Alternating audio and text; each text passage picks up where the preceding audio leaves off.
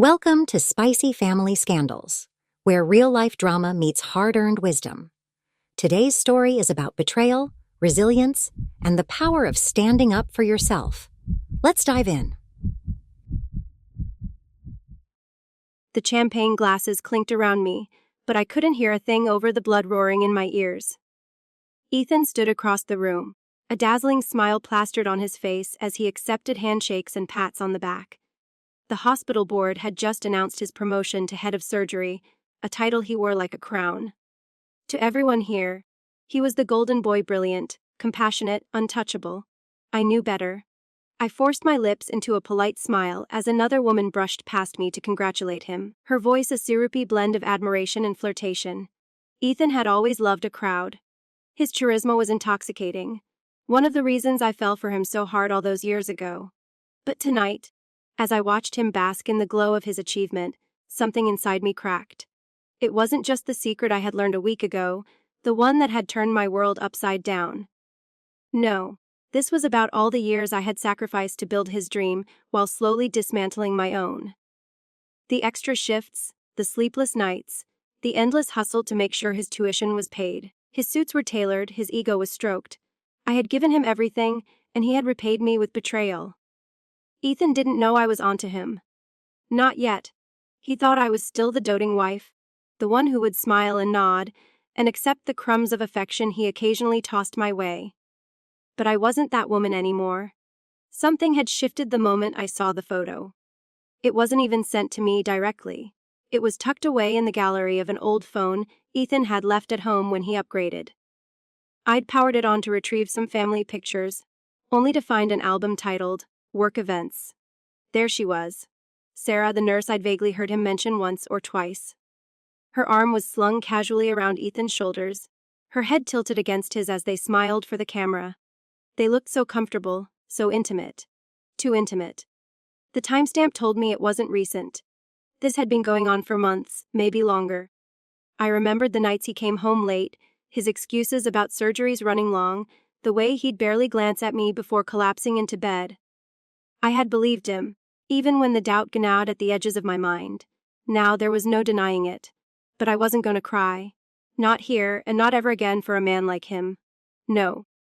I had spent the last week preparing for this moment, laying the groundwork for what was coming next. Ethan loved his reputation almost as much as he loved himself, and I was about to take both away from him. As I watched him smooth his way through the room, my phone buzzed in my clutch. It was a message from Daniel, the private investigator I had hired. His timing was impeccable. Got what you asked for. It's worse than we thought. Let me know when to proceed. I swallowed the lump in my throat and slipped the phone back into my bag. Not here. Not yet. But soon.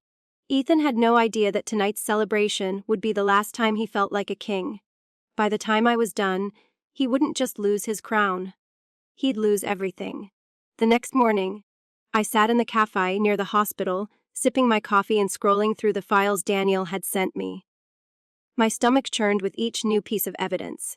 Ethan wasn't just having an affair, he was reckless about it. Photos of him and Sarah at a hotel just outside the city. Receipts for jewelry I'd never seen, dinners at places he'd never taken me. And the worst, a voicemail recording where his voice, warm and dripping with charm, promised her they'd figure everything out soon. Figure everything out soon. I could feel the bile rising in my throat. Was he planning to leave me? Was he waiting for me to pay off the last of his student loans before he abandoned me for her? The thought made my hands tremble. No, he wasn't going to get the chance. I wouldn't just roll over and let him ruin my life after everything I'd done for him. Daniel had also uncovered something unexpected. It seemed Sarah wasn't just his affair partner, she was ambitious in her own way. She'd been using her connection with Ethan to secure prime shifts, earning her favor with the higher-ups. There were whispers about complaints filed against her by other nurses. Something about favoritism and unprofessional behavior. It was minor, but it gave me an idea. I didn't want to just catch them. I wanted to dismantle everything they had built on my back. By the time Ethan came home that evening, I had my plan in place. He walked through the door, smiling like nothing was wrong, oblivious to the storm brewing beneath my calm exterior. "Hey babe," he said, tossing his keys on the counter. Sorry, another long day. I forced a smile, stepping into my usual role. No worries. Dinner's ready when you are. As we ate, I asked about his day, letting him ramble about his new responsibilities and how demanding his schedule was. He didn't notice how carefully I steered the conversation, how I asked just enough to keep him talking without revealing anything about what I already knew. Later, as he showered, I slipped into his office. His laptop sat open on the desk, a work email still displayed on the screen. He was always careless with his passwords, and within minutes, I had access to his inbox. What I found confirmed everything. Messages between him and Sarah, full of sickeningly sweet endearments and plans for their next rendezvous. But it wasn't the emails that caught my attention. It was an attachment he had sent her just 2 days ago. A patient file. I stared at it, my mind racing. Ethan had shared confidential medical records with Sarah. Why? Was she using them to manipulate hospital politics? Was it blackmail? Whatever the reason, this was a serious breach. One that could ruin his career if it ever came to light. I quickly forwarded the file to myself, deleting any trace of the action. By the time Ethan emerged from the shower, I was back in bed, scrolling through my phone like nothing had happened. As he climbed in beside me, I turned off the light, my heart pounding with anticipation. I had all the ammunition I needed. Tomorrow, I'd set the first phase of my plan in motion. Ethan had no idea that the woman lying next to him wasn't his knave, doting wife anymore. He thought he'd won. But the game was just beginning. The hospital's gala was the perfect stage for the next act of my plan. I wasn't usually one for glitz and glamour, but tonight, I leaned into it. My dress was sleek and black, my makeup sharp enough to cut. If Ethan wanted a wife who faded into the background, he was about to be sorely disappointed. He hadn't even mentioned the gala to me. I found out through one of his colleagues, a doctor I'd met years ago when Ethan was still a resident. "Oh, are you coming to the event next week?"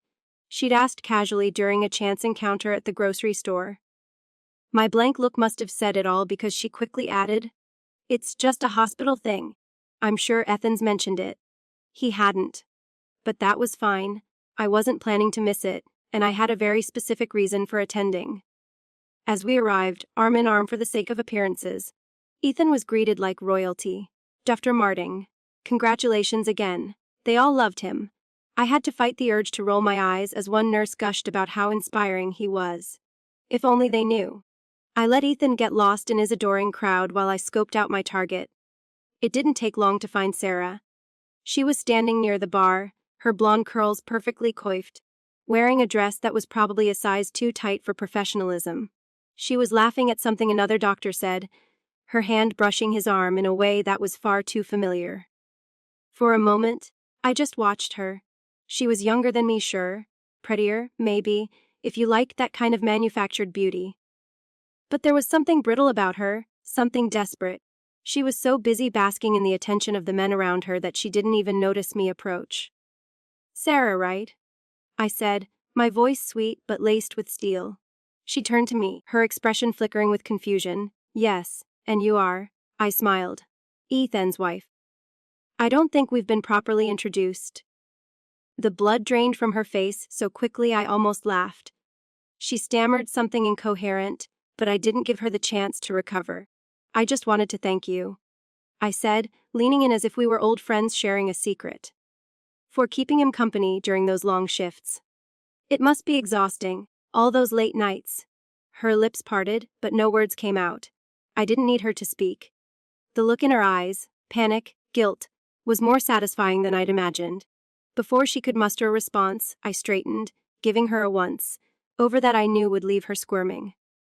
"Enjoy the gala," I added lightly before walking away. As I moved through the crowd, my heart was pounding, but I kept my expression serene. That was just the appetizer. The main event was still to come. At the end of the night, just as the gala was winding down, I spotted Ethan at a table with some of the board members. Perfect. I had already slipped the anonymous letter into the hospital director's inbox earlier that day, detailing Ethan's breach of patient confidentiality. Accompanying the letter were the emails and screenshots I had collected, proving everything. As Ethan laughed with his colleagues, I wondered how long it would take for the fallout to begin. Days, hours, regardless, The jeers were in motion, and there was no stopping what was coming. Ethan had no idea that while he smiled and charmed his way through the room, his empire was already starting to crumble. The call came at 7:15 a.m. sharp. Ethan had barely left for his morning rounds when his phone lit up on the kitchen counter, buzzing furiously. It wasn't unusual for him to forget things in his rush, but today, it felt like fate. I didn't recognize the number, but instinct told me to answer. Hello. Is this Dr. Martin? The voice was clipped and professional, but I detected an undercurrent of urgency. This is his wife, I replied smoothly. Can I help you with something? The pause on the other end was brief but telling. This is Linda Tupper, head of HR at Memorial. We've been trying to reach your husband regarding an urgent matter. Would you mind asking him to call us back as soon as possible? Of course, I said, feigning concern. Is everything okay? Another pause. Linda clearly wasn't used to dealing with this kind of situation. It's regarding an internal investigation. I'm afraid I can't provide further details over the phone. Her words hung in the air long after the call ended. My chest tightened with satisfaction. It's starting. I deleted the call log and left Ethan's phone exactly where I found it. By the time he realized he'd missed an important call, it would be too late to prepare. When he returned home that evening, the storm clouds were already gathering. He slammed the door harder than usual, his tie loosened, and his expression a mix of confusion and irritation. Rough day? I asked innocently from the couch, a glass of wine in hand. He didn't answer right away, tossing his briefcase onto the counter with a thud.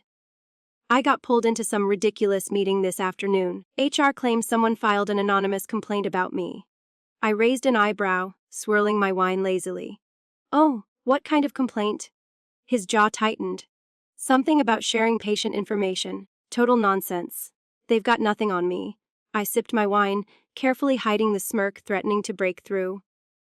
That sounds serious. Did they say what happens next? They're reviewing it. It's probably some disgruntled nurse trying to stir up drama. Sarah mentioned she's been having issues with some of the staff. His slip was small but significant. My heart skipped a beat, but I kept my face neutral. Sarah? The one you mentioned a while back. Blonde, right? He froze, the gears in his mind visibly turning. I could see him trying to decide if he had ever mentioned her name to me. Yeah, he said finally, his tone cautious. She's part of my team. Oh, I bet she is, I thought bitterly, but I just nodded. Well, I'm sure it'll all blow over. These things usually do. He didn't look convinced, but he didn't argue. The next day, the hospital board called an emergency meeting. By the time Ethan returned home that night, he was unraveling. His calm, composed demeanor was gone, replaced by a man desperate to regain control.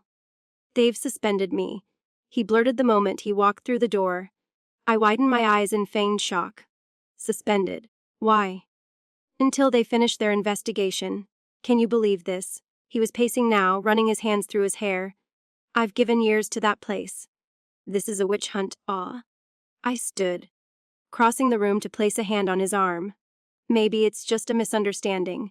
Did they give you any specifics? He sighed, exasperated. Some nonsense about a patient file and improper conduct. It's all anonymous, so I can't even defend myself properly. His frustration filled the room, but all I could feel was triumph. This wasn't just about the affair anymore. It was about showing him that actions have consequences. For years, he had coasted on my sacrifices, taking and taking without ever considering the cost. Now, for the first time, he was the one paying the price. And I wasn't done yet. Ethan wasn't eating. The man who used to devour entire plates without thinking now barely touched his food. He spent his nights holed up in his office, surrounded by legal books and papers as if he could will his way out of the mess he was in. Meanwhile, I played my part to perfection.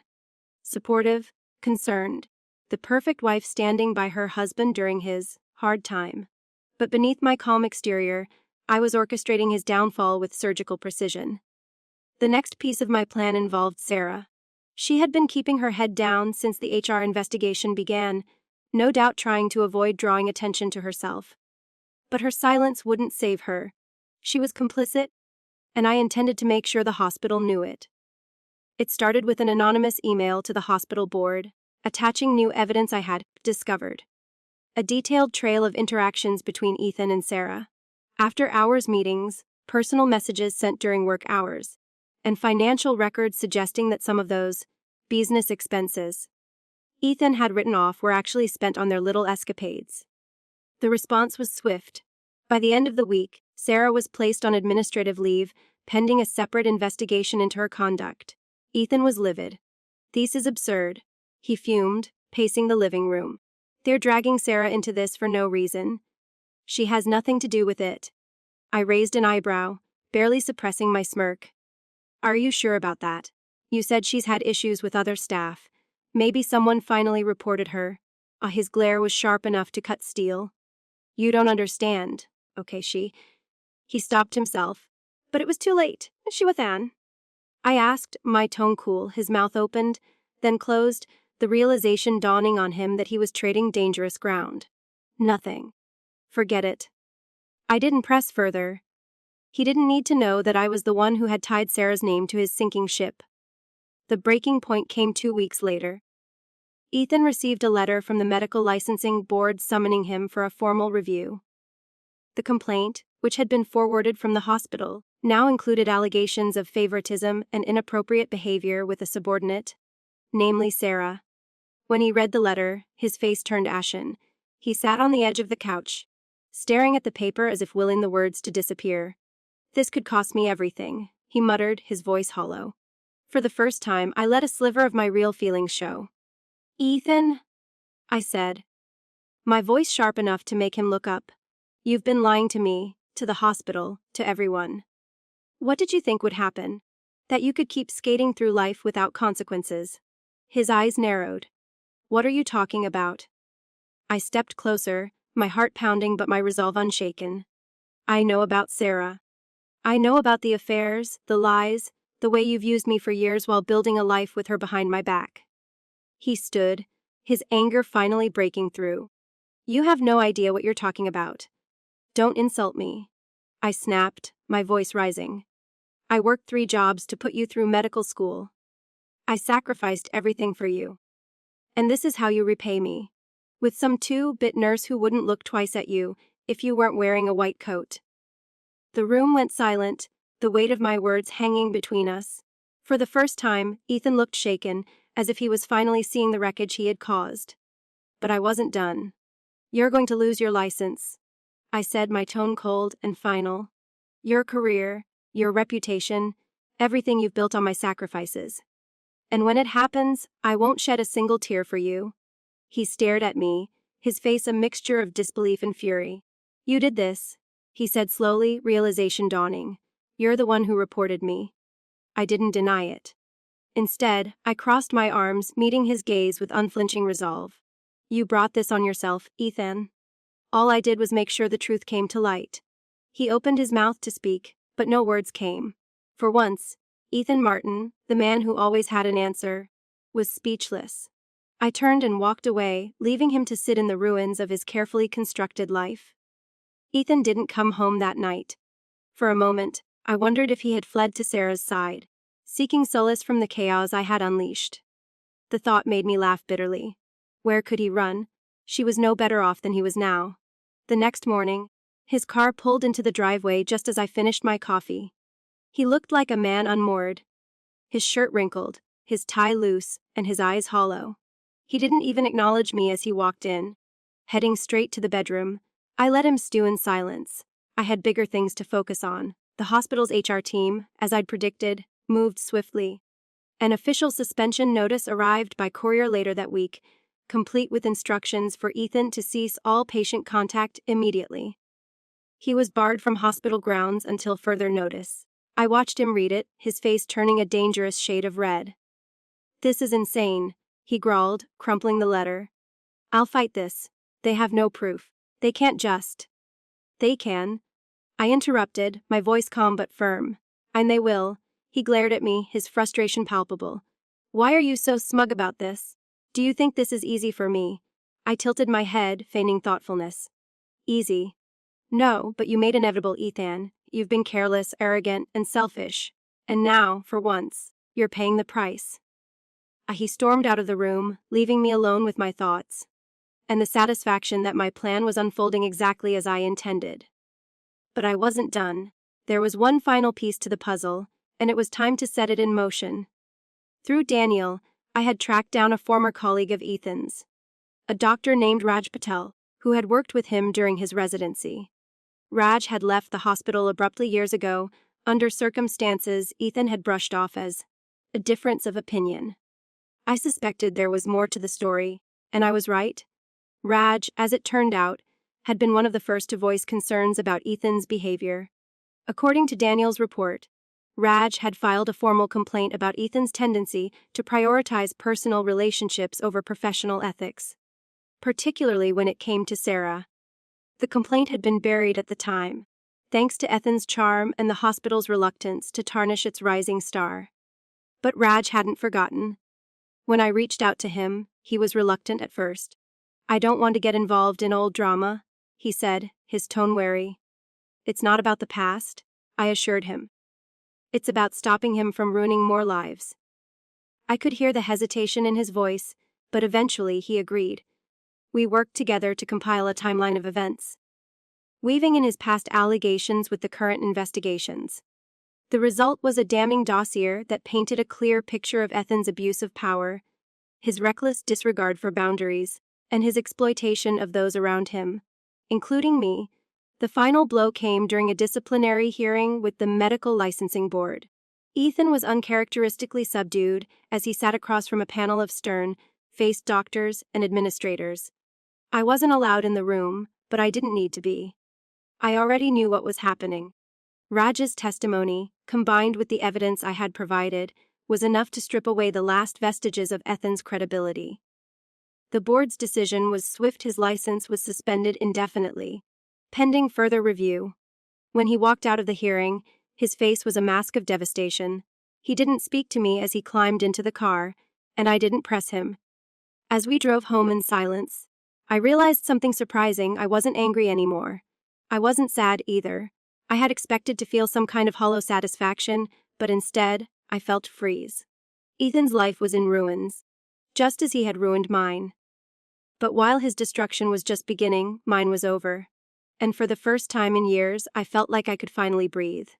The house was eerily quiet, a far cry from the nights when Ethan would fill the space with his grand plans and his endless self-assuredness.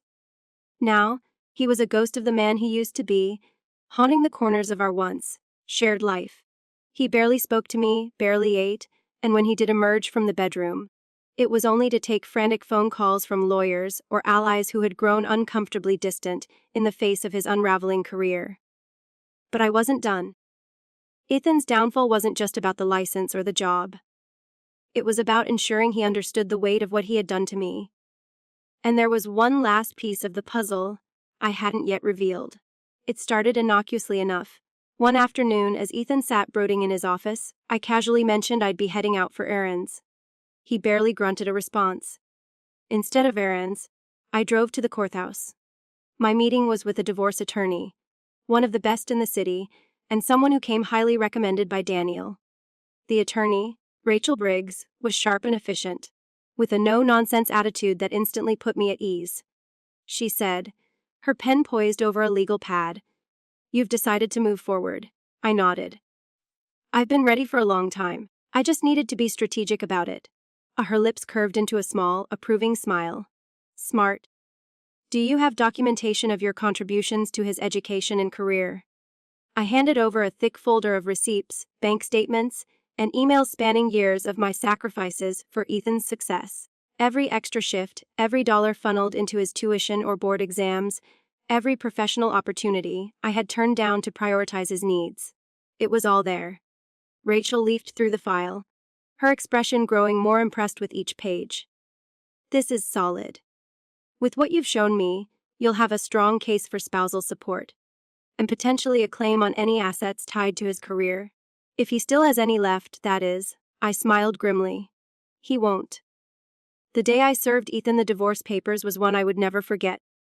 I had arranged for the delivery to coincide with one of his rare appearances outside the house. A visit to the bank, where he was undoubtedly trying to salvage what little financial stability he had left. I waited in the driveway, my arms crossed, as he pulled in. The look of confusion on his face as he spotted me waiting was almost amusing. "What's going on?" he asked, climbing out of the car. I handed him the envelope, my expression unreadable. "You've been served." His face twisted in disbelief. "You're divorcing me?" "Ethan," I said, my voice steady, "I'm divorcing you. You thought I'd stay and pick up the pieces after everything you've done. You used me, betrayed me, and you've destroyed the life I built for us. Now, you get to live with the consequences." He stared at me, his hands trembling as he clutched the papers. "We can't do this. We can fix this." I cut him off with a laugh, cold and sharp. "Fix this? Ethan, there's nothing left to fix. I don't want revenge anymore. I just want to move on. And that starts with you out of my life." His shoulders sagged, the fight draining out of him. "What about everything we've been through? Everything we built together?" I stepped closer, my gaze unwavering. "You didn't build anything, Ethan. I did. And now I'm taking it back." He didn't say another word as I walked past him, the weight of his mistakes finally crushing him. That night, I poured myself a glass of wine and sat by the fireplace, staring into the flames. For the first time in years, I felt something I hadn't expected: peace. Ethan was finished. And so was I. With him, with his lies. With the life I had wasted on someone who didn't deserve me. But my life wasn't over. It was just beginning. Ethan didn't handle the divorce papers well. The calm, controlled persona he had carefully curated for years began to crack, revealing the desperate, panicked man beneath. He called me incessantly, alternating between pleas and accusations. I ignored most of his calls, but one evening, curiosity got the better of me. "You're destroying me," he said the moment I picked up, his voice heavy with anger. "No, Ethan," I replied calmly. "You destroyed yourself. I'm just making sure you can't do it to me anymore." "You think you've won," he spat. "You think taking half of nothing makes you the victor here?" I couldn't help but laugh. "Half? Oh, Ethan, you've underestimated me. Again. I'm not just taking half of what's left. I'm taking what's mine. The years I spent building your life. They have value, and I've ensured that the courts will agree." He went silent for a moment, then muttered, "You're heartless." "Nathan," I said, my voice icy. "I'm finally looking out for myself." I ended the call, feeling lighter than I had in years. But Ethan wasn't done yet. True to form, he tried to manipulate the situation, weaponizing pity in an attempt to sway the narrative. He reached out to mutual friends, spinning tales of how I had blindsided him, how I was ruining his life out of spite. Some of them reached out to me, their messages dripping with concern and judgment. One particularly condescending text from his old college buddy, Mike, read, "Don't you think you're being a little harsh? Ethan's been through a lot. Maybe you should reconsider." I typed out my response carefully. "Did Ethan tell you about Sarah? Or how he used my 3 jobs to pay for his medical school?" "No. Maybe ask him about that first before you lecture me on harshness." I hit send and blocked Mike immediately. I didn't need anyone in my corner who wasn't willing to see the truth. Then came Sarah. I hadn't expected her to reach out, but one afternoon, I received an email from her. Short, frantic, and laced with desperation. "I don't know what you're trying to do, but Ethan's life is falling apart. He's not the monster you think he is. Please, just stop. Let us fix this." I stared at the message for a long moment, debating whether it even deserved a response. But something about her audacity compelled me to reply. "Sarah, your concern is misplaced. You should focus on salvaging your own reputation, not defending a man who has no loyalty to anyone. Not even you." I sent the email and deleted hers without another thought. The final blow came during a mediation session for the divorce settlement.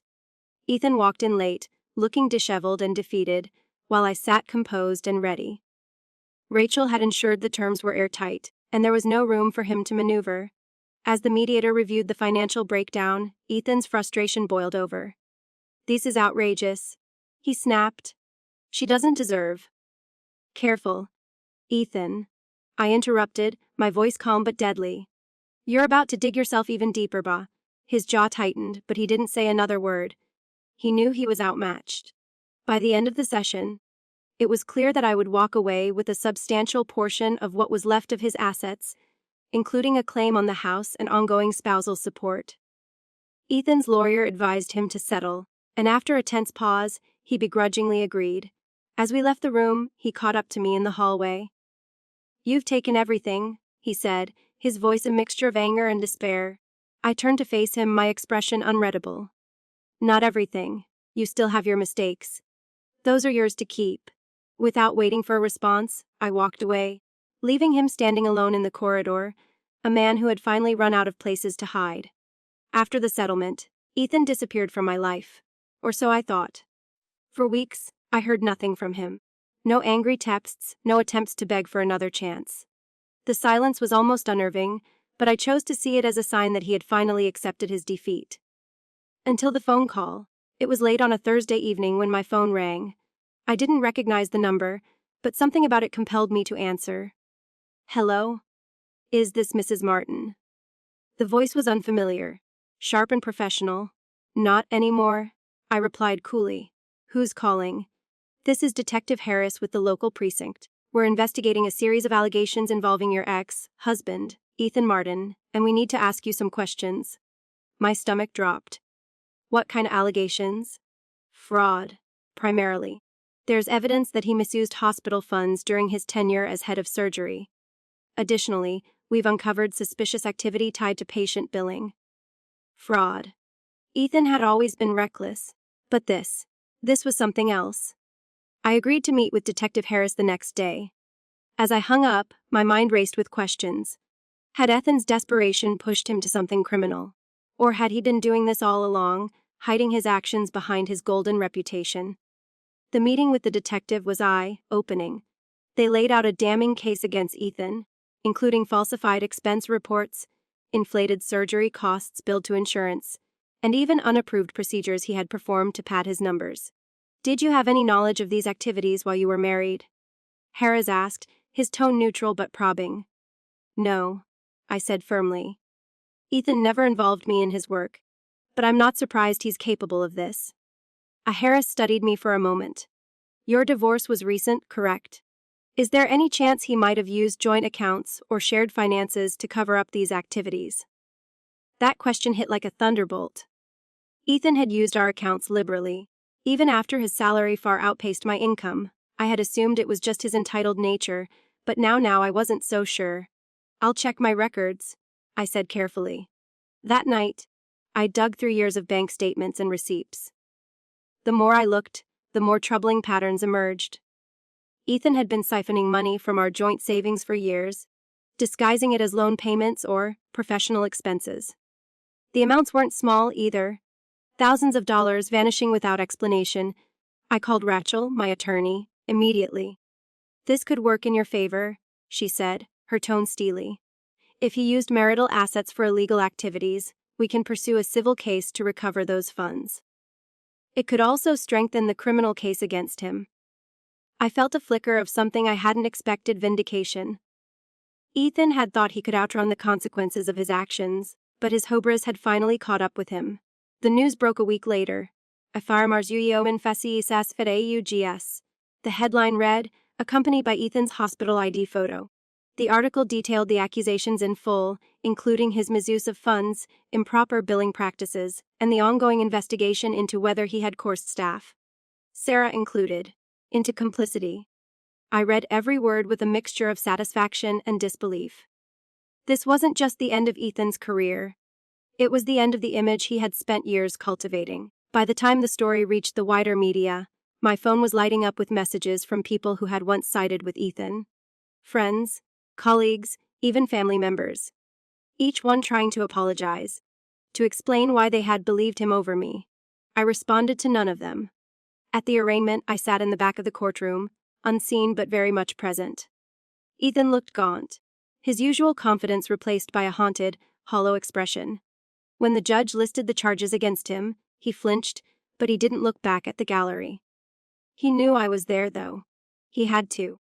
As the proceedings wrapped up, I stood and walked out, my heels clicking against the polished floors. This was the closure I hadn't even realized I needed. Ethan's life wasn't just ruined. It was over, in every way that mattered. And for the first time, I felt truly free. The final chapter of my life with Ethan ended not in a courtroom or a headline, but in a quiet moment of reflection in my new, sunlit apartment. The chaos of the last few months had finally subsided, leaving me with a clarity I hadn't felt in years. Ethan had pleaded guilty to several charges, cutting a deal to avoid a harsher sentence. His reputation was beyond repair, his name now synonymous with scandal. As for Sarah, she resigned quietly amidst the investigations, fading from the picture as quickly as she had entered it. Neither of them mattered to me anymore. What mattered was what I had reclaimed myself.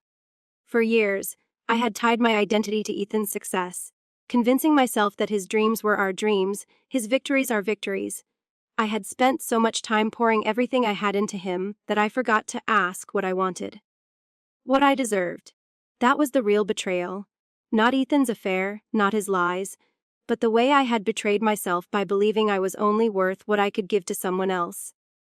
Sitting by the window, sipping my coffee, I let myself imagine a future that belonged to me alone. I didn't know exactly what it would look like, but I knew it wouldn't involve sacrificing my happiness for someone who didn't value it. I had started taking steps in that direction.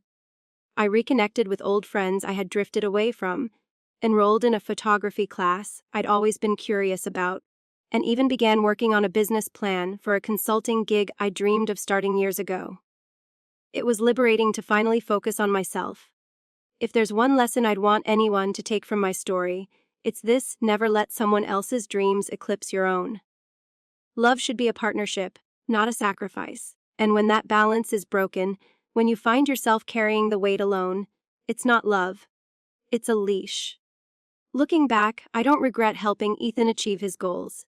What I regret is not realizing sooner that I deserve to achieve mine too. As the sun dipped below the horizon, casting the room in a warm golden glow, I smiled. My story wasn't over. It was just beginning. And for the first time in years, I was the one writing it.